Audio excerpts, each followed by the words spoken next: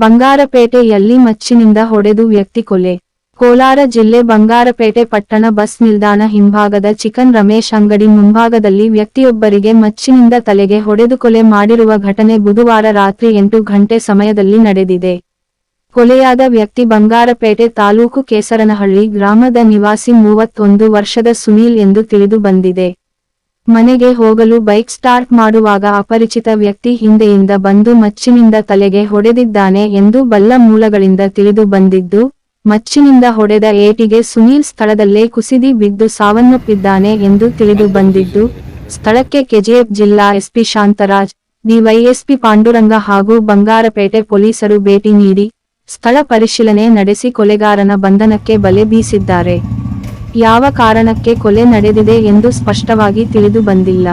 Bangarpet police ಠಾಣೆ inspector Dayanand ನೇತೃತ್ವದಲ್ಲಿ ತನಿಖೆ ನಡೆಯುತ್ತಿದ್ದು, ಪೊಲೀಸರ ತನಿಖೆಯಿಂದ ಮಾತ್ರ ಕೊಲೆಗೆ ನಿಖರ ಕಾರಣ ತಿಳಿದು ಬರಲಿದೆ. ವರದಿ V. Shivareddy, news TV, Bangarpet.